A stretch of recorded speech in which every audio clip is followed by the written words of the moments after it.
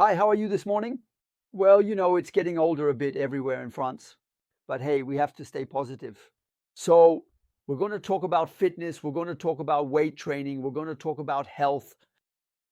Is it possible to gain muscle after 60? So, of course, this concerns everyone because if it definitely works after 60, if you can absolutely gain muscle, then of course you can undoubtedly gain it at 50, 40, and 30 without any doubt.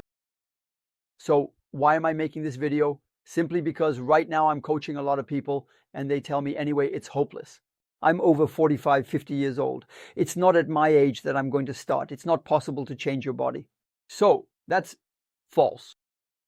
I'm going to explain why, and I'm going to explain to you especially why people don't succeed. For those who are trying, there are some who aren't trying. That's 99% of the population, but there are still some who are giving it a shot to maintain good physical shape. Hi, Eric. Hi, Christian. Here they come, the first ones.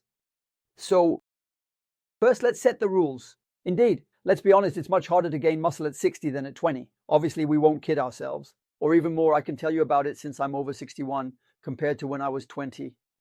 Of course, we're not going to lie to ourselves. On the other hand, there are things you need to know. It's already the first month. Normally, you have a hormonal system that is much less efficient. I'm not telling you anything new. Testosterone. That is less productive, less effective. You have less of it. You have a growth hormone that is less effective as well. You'll see how we can manage to keep it at a fairly high level. You tend to have a metabolism that slows down, and you have a problem, which is that there's an amino acid leucine that you absorb less well. As a result, your proteins are less absorbed, and protein synthesis is what will allow you to build muscle. So when you know all that, you realize that there are things to be done. So first of all, if you do like 99% of the people who try to change their bodies, I'm talking about 99% of the people who are trying to change their bodies, because there are those 99% of others who don't change anything, who don't want to change. So what happens when you try to make an effort? You're trying to change things, to have a better physical appearance, to be fitter, to have more vitality, to build more muscle. You do like everyone else. So what happens next? What do we start with? I'm going to start running. I'm going to do some cardio. So more than 40 minutes, because it seems that after 40 minutes, you start burning fat. So you run for an hour, about 3 times a week. Then at some point, your knees start to hurt. It begins to rain. You get fed up and you stop. And then you notice that at first you've lost some weight, a little bit, but it's not obvious. And you'll have to keep it up like that for the rest of your life. And what happens is that you lose weight, you lose fat, you lose water too sometimes, but you start to have knee pain. And then you don't necessarily lose where you want. You keep your little belly. In fact, there's no body change. Obvious. There's no aesthetics, and you're not working all the muscle groups. I remind you, when you run, so you can ride a bike. In the gym, outside, you can use the rowing machine. That's already a bit better. But often people tell me, I'm not getting the body I want. And on top of that, 60 minutes, 3 times a week, it starts to be time consuming. Not everyone can do it. So that's the first thing. Then what you need to know is that since you won't stick with it, at some point you're going to give up. So you're going to learn about your original fitness level. And there are those who say you need butt and abs classes. They claim these exercises give you a flat stomach, 6-pack abs. That's not true. It's primarily about diet. You're mistaken there. You're going to take butt and abs classes for nothing. You can look for butt and abs classes in all your gyms. I know, well, I coach regularly. People still don't get 6-pack abs by doing butt and abs classes because it happens in the kitchen. And then there's another thing.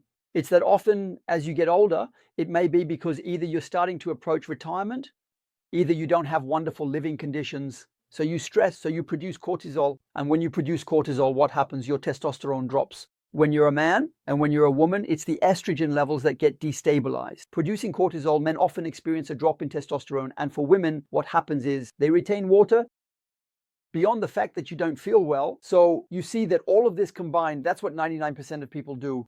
They stress, they don't eat enough protein. So there, the sign as it is less efficient in absorption time, well, in fact, they do not fix and they do cardio, even though that's really what you shouldn't be doing. So yes, you can do cardio, you'll see. I'll explain. Now that I've broken it down for you, it's not about critique. It's about, you still notice that 99% of people do this in the gym. They follow restrictive diets.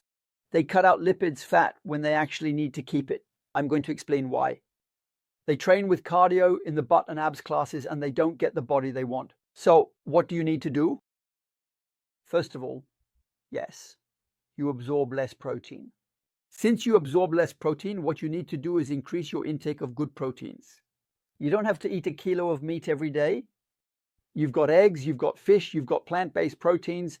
You need to consume about 2 grams of protein per kilogram of body weight. If you do a lot of weight training, aim for a certain amount of protein per kilo diet. So if you weigh 80 kilos, you need to be above 160 grams of protein per day. So you can imagine that if you only have 2 meals with 30 grams or 40 grams of protein per meal, which is often rare, you'll be at 80 grams. That means if you weigh 80 kilos, you'll only be getting 1 gram. You see why you need to multiply your meals, even if you're doing intermittent fasting. Like me, I do the 16-8. During those 8 hours, you need to get your 150 grams of protein if you weigh 80 kilos, or even 180 grams if you do a lot of weight training. So you need to keep a lot more protein as you get older. Yeah, that's the mistake. And often older people consume less protein as they age. You often hear people say that at 70 years old or even 10 years earlier, I eat less meat than before, I'm less hungry. On the other hand, we tend to go more for sweets and junk food. So indeed, you shouldn't expect a body change. Stay until the end. You're going to be surprised by what I'm telling you, and the science will never tell you. People will never tell you. And yet I coach people regularly. I've coached thousands of people for 20 years online, in one-on-one coaching, in person, in workshops. I can tell you in training, the results are there. Next, the lipids. Don't remove the lipids. Don't take away the fat, especially not.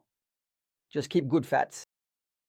Good fats, yeah, because those good fats will create good cholesterol, and that cholesterol will help you produce testosterone. And that's what will keep your testosterone levels high. Partly, it's not just that, but it will help you. So if you don't have enough lipids, if you don't have enough proteins, and you cut out the lipids, it's a disaster. There, you're going to have a drop. You're going to be in catabolism. It's a disaster, believe me. And the carbohydrates, they'll tell you yes, but you need carbohydrates to have a lot of energy for training. So there's a very simple strategy. When you train, right after, you do a glycogen recharge. After weight training, during the anabolic window, so about an hour at most, you recharge with carbohydrates, with good carbohydrates, low glycemic index. So you're going to load up on glycogen, but don't consume quick sugars. It's pointless. On the other hand, on the days you don't train, try to minimize carbohydrates as much as possible. And me, I prefer vegetables. Why? Because otherwise you're going to store it. And the older you get, as I explained, since your metabolism slows down, what happens? You're going to gain fat. So you need to remember that a lot of proteins, good fats in the right amounts, and the minimum amount of carbohydrates possible, except after training, because then you'll have an insulin spike, so you'll absorb the proteins better and build more muscle. That's the first thing. Then in bodybuilding, the older you get, the more you will age, the harder and more intensely you will have to train. But over a short period of time, and yes, you train for 1 hour and 30 minutes, 2 hours, like some 3 to 4 times a week, you will catabolize because your body is not able to, it doesn't have the capacity anymore to handle those training loads. So you need to train hard, intensely, but for a short duration, 35, 40 minutes at most, 3, 4 times a week. That's good, with a maximum of compound exercises to maintain strength and avoid sarcopenia. And above all, create anabolism. So there, you've got it all figured out. No more long sessions.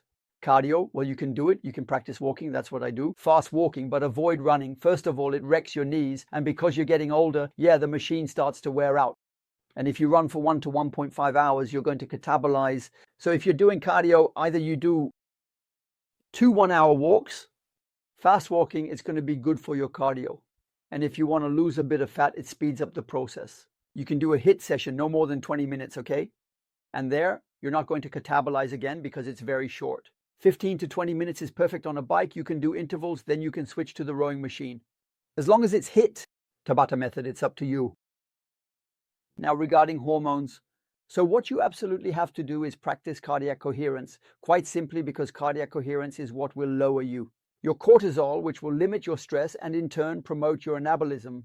So especially an increase in testosterone and growth hormone, it's super important. Beyond the fact that you're going to feel a lot better, it's 15 minutes 3 times a day. 5 minutes in the morning, 5 minutes before eating, and 5 minutes in the evening before dinner, honestly. And it's free. The cold shower is a little bonus. And intermittent fasting. It's also going to be interesting because you're going to speed things up. You're going to increase your growth hormone.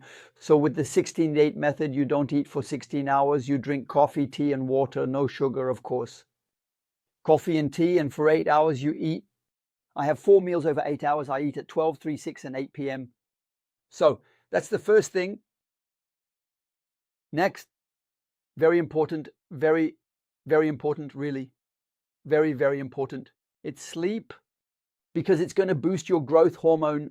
So sleep is essential. It's important to go to bed early and wake up early. I go to bed around 10 p.m., 11 p.m., and I wake up around 6 a.m., 7 a.m. So that's 8 hours of sleep. It's perfect. So that's what I wanted to tell you about that. Next, dietary supplements. It's a bonus.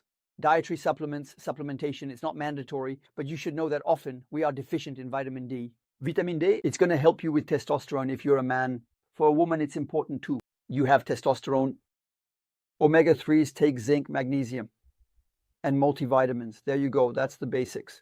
And if you're doing weight training and looking for big muscle volume, you'll also need to take BCAAs and creatine. After all, what I'm giving you when I talk about it in the videos is a bonus, but it's not a requirement. Here, I'm really giving you the fundamentals so you see that it's possible. So be careful. The end of the video is going to be unsettling. Why is it going to be unsettling? Simply put, if you're starting weight training, it's strange what I'm going to say. If you start bodybuilding at 60 and that you have never practiced before, you will see a big change in your musculature. And yes, the change is going to be impressive because in fact, you're starting from nothing. So you start from nothing. So if you start at 60 or 50, you're going to really feel a big muscle volume right away. You're going to gain muscle mass and you're going to feel a lot better. It's going to be obvious very quickly because you're starting from nothing. When, on the other hand, you already have, like me, a long history in weight training that started at 13. I started at 13. Well, officially 13 years old, but really 7 or 8 years. Unofficially, I was doing body weight exercises with my dad. But when I started real weight training at 13 at INSEP, you can imagine that the progress is slow, but it's energetic. I'm still making progress, but it's less obvious. So you got it. That's what's great. When someone who's 60 comes to me and says, Frank, I'm going to start weight training, the progress is obvious. You who started at 58, you must see it. So it's obvious. People gain muscle mass, feel much better, feel better in terms of libido, motivation, and mindset. They have less pain. When you start very young, progress is much slower. Yes, Pascal, of course, there's hope. I coach people who are 75 years old and have bodies that are stronger than when they were 30 and were doing anything but training. They're gaining more muscle volume, more shape. That's what's impressive. So if you're 80 years old, you'll make progress. Of course, you won't have the body of a 20-year-old. You have to stay realistic. I don't have the same body as I did when I was 20. I'm bulkier, but I have less muscle definition. But again, anything is possible. I coach people from 14 years old, as you saw with the karting champion, all the way up to 85 years old. And I can tell you that even people who start at 60 gain muscle mass and find themselves in much better shape. So that's super important to remember. You can change everything. Whether you're a woman or a man, whether you're 14 or 60 years old, you can change everything just with training. Your diet and lifestyle will be different. At 20, you can afford to indulge a bit, maybe sleep less or eat more sugar. You will accept it. Your metabolism is fast. You'll accept that. When you're 60 or 70 years old, you really have to pay a lot more attention if you want to stay healthy for a longer time. Just so you know, I'm working on anti-aging with a doctor, and we're going to write a book together soon. Him for the scientific part, me for the empirical part. We're going to combine the two, and you'll realize that you can really change your life. You can regain better health, better vitality. You just need a good method. That's where my programs come in, but there are other programs too, specifically designed for you who doesn't have the time. You who don't want to be Mr. Universe, but just want to be fit. You need some sort of dietary rebalancing and a lifestyle that's suitable so you can last a long time. In good health, what I really wish for you. There you go. Take care of yourself. I hope you enjoyed it. Feel free to share, feel free to like, feel free to leave comments. And then, once again, some say that redoing your progress is a market. Thank you. You are in debt to my program. Great, David. Thank you very much. There you go. Great. I'm really happy, truly, because it really makes me feel good. When I run into people on the street who tell me, I got back into sports thanks to you. I used to run. Now I do weight training at home. 3 times a week with resistance bands. I do body weight exercises. I felt my body change. I feel much better now. I have less pain. But I'm really happy because you know that at my age, I'm not trying to make you a champion. All right, I'm not a coach for champions. I do it for some champions. But what interests me is giving health. It's about sharing as much as possible. There you go. I started at 40, and by 53, I gained 17 kilos of muscle. Someone else is saying it, so I don't need to say it myself. Actually, I have to read the comments And you'll see that, in fact, it's not just me saying this, but often even some doctors don't agree because they talk about sarcopenia. Yes, sarcopenia exists for those who do nothing, who just sit on their butts. If you don't have any activity, atrophy. Look, break a leg. Are you going? You'll atrophy. Once you get back into activity, you'll regain muscle volume. As soon as you're in a cast, you see the loss of muscle volume. The body is weak when it's not in motion. And nowadays we're moving less and less. So if you work your body out 3 times a week with strength training, that will be more than enough to get back in shape. All right, I'll let you go. I won't bother you for too long. Thank you for being here, and I'll see you soon. Bye.